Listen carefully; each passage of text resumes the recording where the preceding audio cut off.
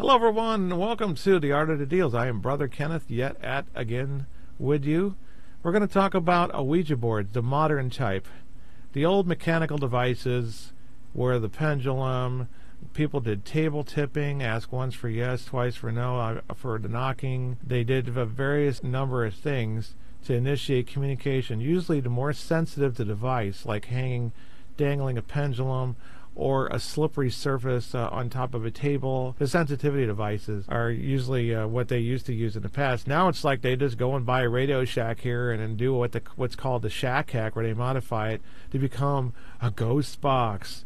Frank Sutton, back in early 2000, I heard some presentation. It was revealed that Frank Sutton was a ham radio operator, and he came up with some device they nicknamed also the telephone to the dead. And supposedly only like 11 or 13 people in the world can use it. And this guy named Chris was one of the 13. Well, that story right there, of course, nobody bought into. But we're thinking like, okay, so what's so special about this device? Eventually, about 2 years later, I got a hold of the schematic diagrams to see what the electronics was all about. And it didn't seem like it was some advanced scanner. Originally, it sounded like they were trying to tell us it was almost like the way, if you guys remember the original Transformers, the first movie, and Bumblebee, the yellow Mustang robot, he had his vocal translator or whatever damaged, so he had to use the radio station and flick through radio stations to assemble intelligible speech by taking phonics phrases from each station. So that's a pretty advanced thing. You know, you have to be able to predict what the guy is doing on the other stations, what he's saying, and then pick it so fast that it's actually going to form those words together. That was demonic, basically, because there's no computer in the world or person that can do that without demonic aid. No ghost either, don't say that. That's what we're led to believe, that somehow or another it would assemble things, but the reality is it just sounds like some noise, like we don't really hear like some radio stations changing between stations. You know, like you heard when you flip it, when you flip it real quick, when they had the old dial. Instead, it just sounds like there's a little bit of clicking, and then you see it's supposed to be going through these different frequencies, and then we're supposed to randomly hear some voice like, "Hey, Frank," you know, like, "Oh, yeah, that's something right there. Did somebody get that?" You know, it's like, okay, everybody jumps for joy or whatever.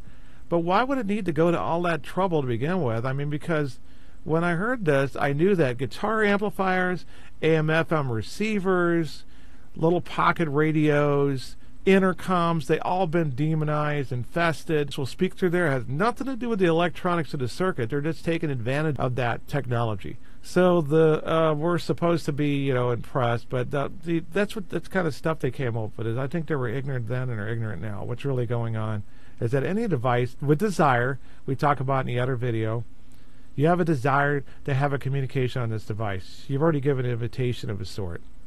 So the object becomes profane because it's being used as a medium to communicate with what you consider as the dead, but it's just evil spirits, because the dead are not allowed to, the ones that are basically on the threshold of going to heaven. The Witch of Endor. King Saul goes to try to contact the spirit of Samuel, because he's afraid. He's fearful. He's lacking faith heavily because he didn't go to God. Samuel condemns him. In the Our Father, it says, "Lead us not into temptation." This is basically a reminder, God will not lead you into temptation even if you never say that prayer in your life. He does not work that way. So he doesn't allow purgatory spirits to communicate through a Ouija board and so forth. The particular judgment already put them to the property of the devils and demons. And then they may work, as we said in the other one, with these devils and demons to bring you or somebody else down, whoever they're working and are operating at. But the fact is that those are the spirits that are always going to communicate on these devices, because God will not let them do that. In rare cases, a purgatory spirit actually appeared. Instead of just showing itself, which it does most of the time, it actually asked for prayers, such as with the Padre Pio case of the ghosts in the chapel. I always talk about that one, but it's a great reference for a lot of scenarios we're trying to talk about. The spirit actually told him that he was suffering a penance in the chapel there. So he was, yes, earthbound to some degree, but he was able to interact with Padre Pio, who was an extraordinary saint, and Padre Pio knew to say 3 masses for the monk, which otherwise he wouldn't know when he was there. So there's that natural law that God has us already set up, as to not confuse us, not to lead us into temptation. So every device is going to have a demonic spirit, and it's going to be good at imitating your uncle. It's going to know things that only your uncle does, so don't be fooled by it. That's the whole point. They have that whole play. I'm a child who misses their mommy. And you're all alone in this darkness. What kind of cruel God are we being made to believe is out there? That a child 7 years old is alone with its dolly and it misses its mommy. It's like, don't fall for the masquerade. Watch the videos on that if you want more details about that. Anytime they're communicating to you, it's not a spirit needs your help to the light. Do not help spirits to the light. Do not interact with them in that level. Don't trust it, because they're looking to have a relationship with you one way or another just because you see things and all that stuff. You need to get on the prayers when you see these spirits. Get on right away. Sister Faustina, she didn't interact with that fiery face with the nun who passed away recently was in it. No, she offered masses and prayers heavily. And then she saw the face appear 3 different times total, showing the different phases that she was in doing her penance in purgatory, with the final one being a glowing, smiling face to let her know that her prayers are actually being heard and have affected her. And that's a good thing. This should not say a word. And that's the more common right there. We're in this world as physical beings, so we can actually do physical good deeds. So we should do as much as we can to help those charitable in this life and in the next. But don't think that there's going to be a problem if you're actually praying for a spirit that's just lying to you, and it's actually a demonic spirit or an evil spirit that's condemned, that your prayers won't be wasted. It's not going to cause things to get the worse. I mean, if it's evil, it'll cause it to get worse, because you'll be provoking it with things sacred, such as prayer. Saying the name of Jesus is sacred. Okay, no matter what the technology, they use the bald guy, the plumber from that one TV series, like, can you turn this flashlight on? He gave her permission to turn the flashlight on, as I said in the other video. A desire, an invitation. I wouldn't be surprised if there was flicking the lights in that house afterwards. You give ghost hunters permission to go in your house and they do things. You indirectly gave the spirits permission to do things that these ghost hunters invite in. Okay, so the other devices, of course, is like they have this meter with LEDs, and that's called a K2. You know what's funny about that thing? It had a button on there that was momentary pressing, and then when you let off the button a little bit, you got spikes. So some people were moving their thumb ever so slightly to make it do responses, like once for yes, twice for no. In other words, they were manipulating everybody. Eventually, people put a button in there with a permanent thing on it. I think they didn't know the real purpose of it. I think the guy was probably using it originally on TV because he was perpetrating fraud. Once for yes, twice for no. You let off. All you do is relax a little bit. You can't even see your thumb move. I saw this demonstrated. And then it causes this little flicker or spike. Well, people start thinking this is a ghost box of some sort. You can get it to blink once for yes, twice for no.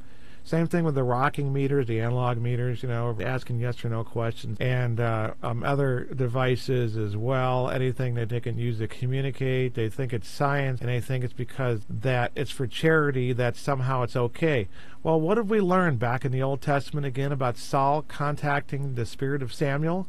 Well, he's contacting Samuel, a prophet of God. You're thinking it should have been okay, according to these ghost hunters and stuff, that think it's okay because you're doing it for charity. Well, what do you think Saul was worried about? He was worried about his people basically getting slaughtered. So you think that'd be a good reason?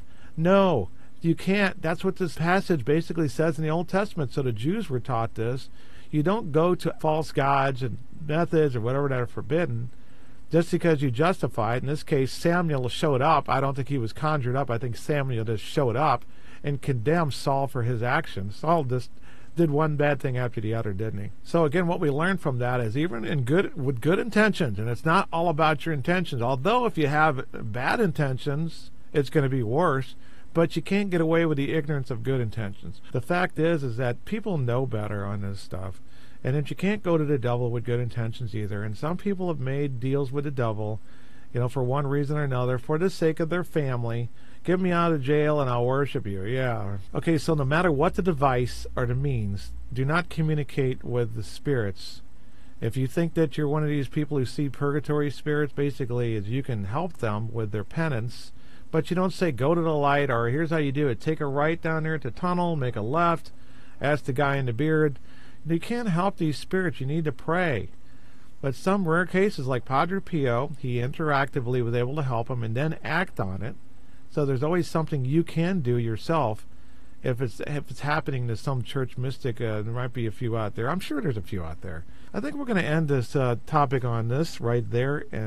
But it's pretty much self-explanatory because the bottom line is there's no excuse to use these devices, even for so-called good, because you're talking to demonic spirits. Don't make deals with devils to save your family. Don't talk to demons for information. It's like, good grief, man. We know that happened with the Ouija board, and it's no difference just because it says it's your Uncle Ed, and then he asks you if you still have the ring I gave you. Oh, it must be Uncle Ed. He knew that. Go away.